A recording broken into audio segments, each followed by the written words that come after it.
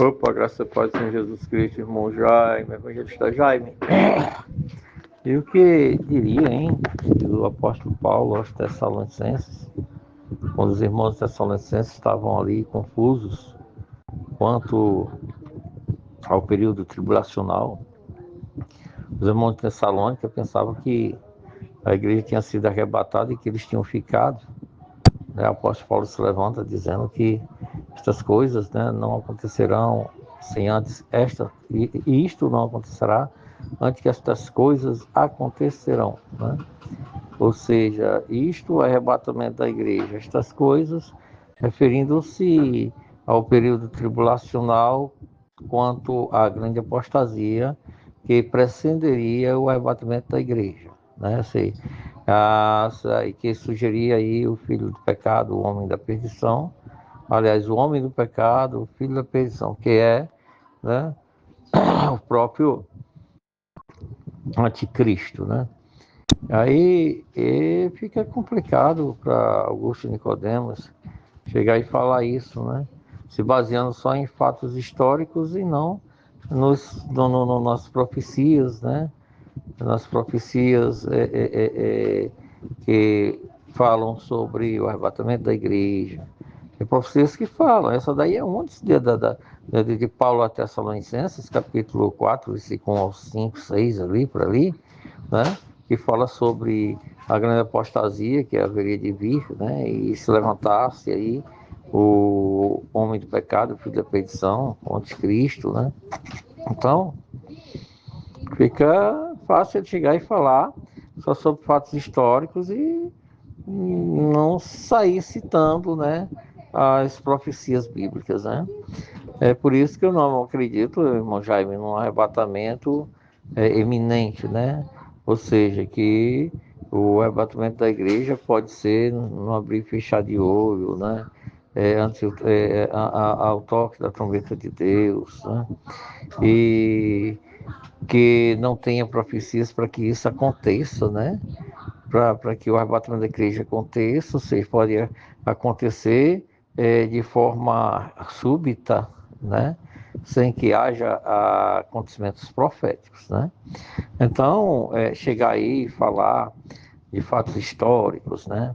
Falar sobre John Nelson Darwin, falar sobre Scofield, sobre a moça lá que me parece, o nome dela me parece que era Margaret, né? E realmente está registrado na história, né, da igreja, porém, falar desses assuntos e não falar sobre as profecias, né, é muito fácil, né? Agora, quando a gente coloca as profecias, começa a colocar e mostrar passagens bíblicas para isso, aí isso só vai reforçar, né, a questão do pré-tribulacionismo, né? O pós-tribulacionismo, eles creem no Apocalipse de forma espiritualizada, né, de forma espiritual. Ou seja, que aquilo que está ali, né, vai acontecer só de forma espiritual. Como que esse período milenista já esteja em pleno andamento, né, profético para eles, né? Aí eu pergunto, quer dizer que a morte de Jesus também foi espiritual? A ressurreição de Jesus foi espiritual? A assunção de Jesus em glória, a subir na novição dos ares, estar sentado à direita de Deus Pai Todo-Poderoso, também isso é espiritual? Quer dizer que a volta de Jesus também é espiritual? O reino menor de Cristo também é espiritual? O juízo final também é espiritual? Então, tudo agora é muito fácil de resolver as questões teológicas, né? Com relação às profecias, né? É muito fácil de resolver. Não, é espiritual, não, isso é espiritual, não, aquilo lá também é espiritual, né? Aí, tanto quanto a gente cita as questões de Apocalipse capítulo 1, né, de Jesus Cristo glorificado, apresentando-se ali aí 7 igrejas, né? Ele diz que é aquele que anda no meio de 7 candelabros de ouro, né? E ele ali de forma glorificada, se apresentando ali a Éfeso, Esmirna, Pérgamo, Tiatira, Sardes, Filadélfia, Laodiceia, né? Aí quando chega ali capítulo 2 e 3, né? Quanto às sete igrejas da Ásia Menor, aí capítulo 4 ali se apresenta como o autor de toda a criação, né? Ele é soberano em toda a criação. Aí capítulo 5 toma de novo Jesus glorificado, né?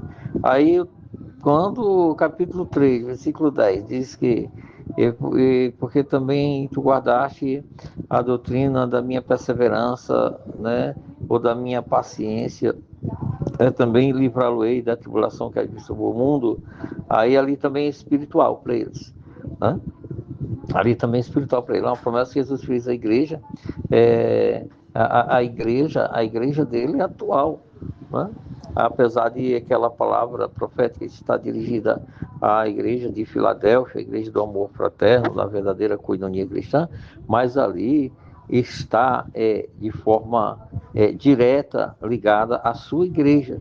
E quem é a igreja que guarda a palavra da verdade? Quem é a igreja que guarda a sã doutrina, né? É a igreja dos nossos dias também, a igreja dos dias atuais, desde os dias de Filadélfia, tanto quanto os dias atuais, né? A igreja que zela pela sã doutrina, que luta pela verdade, da pregação do evangelho, a igreja que está atinada, que está aprofundada, que está com os seus análises e estudos e pesquisas voltados, meu amado irmão, para os estudos das profecias, né, que precedem sim o arrebatamento da igreja. A palavra de Deus nos diz, Jesus disse que o dia e a hora ninguém sabe, mas que pelo o decorrer das profecias, né, na velocidade que essa carruagem profética está passando, né, que estas águas estão passando, né, por debaixo desta ponte profética, com certeza, meu irmão, está apontando para a vinda de nosso Senhor e Salvador Jesus Cristo em glória, para o arrebatamento da igreja. A igreja há de ser arrebatada antes do período tribulacional, quando Paulo fala também que para os justos Deus não Deus os livrará da ira, que a ira de Deus não é para os justos, é para os ímpios, né? E começando ali, e João fala isso também, de forma correlata, e capítulo 3 de João, versículo 36, diz que aqueles que aceitaram Cristo Jesus e o confessaram como o suficiente Salvador, né? Esses sim têm nele a vida eterna, receberam para si o amor de Deus, né? Receberam para si o perdão de Deus, né? Mas aqueles que o negaram, a ira de Deus sobre estes que negaram Jesus permanecerá, né? Permanecerá para aqueles que ficarão aqui durante após o arrebatamento da igreja, perante o período tribulacional. E repercutirá para aqueles ímpios que morreram antes do arrebatamento da igreja e que serão julgados no juízo final, né? Serão julgados lá no juízo final. Então, a ira de Deus sobre eles permanecerá. Essa ira, ela é também vindoura e ela acontecerá, né? Então, quer dizer, quando a gente vai estudar as profecias bíblicas que apontam para o arrebatamento da igreja, meu irmão, aí sim, de forma contundente, de forma precisa, nós temos aí um dispensacionalismo de era tribulacional que faz jus às Sagradas Escrituras, enquanto, né, a teologia e a visão calvinista, né, fica espiritualizando tudo, né? Esse cidadão aí, ele é um grande orador, ele é um grande erudito, quanto questões de hermenêutica e questões de exegese, mas em visões assim e determinados assuntos apocalípticos, soterológicos, tanto quanto também escatológicos, ele fica muito a desejar. E sabendo que a teologia apocalíptica, a teologia calvinista, parece muito com o tomismo de São Tomás de Aquino, filósofo e teólogo pensante da Igreja Católica Apostólica Romana. Meu irmão Jaime, essa é a resposta que eu tenho para dar, né? Para esses camaradas aí que ficam com desdém, ficam desfazendo, né, da verdadeiras profecias bíblicas, né?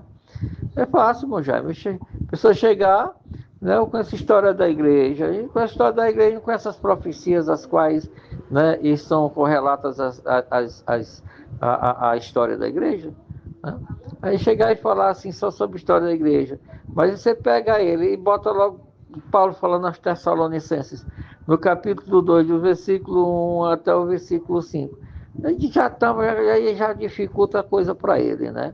E de Jesus Cristo falando sobre as questões do arrebatamento da igreja, e Jesus Cristo falando ali em João capítulo 14, versículo 1 ao 3, e Jesus Cristo falando em outras passagens lá dentro do Apocalipse, aí sim fica complicado para esse cidadão aí chegar e falar assim de forma aleatória de um assunto o qual ele é, imagina ser dentro do entendimento dele. A graça e a paz do Senhor Jesus, meu irmão.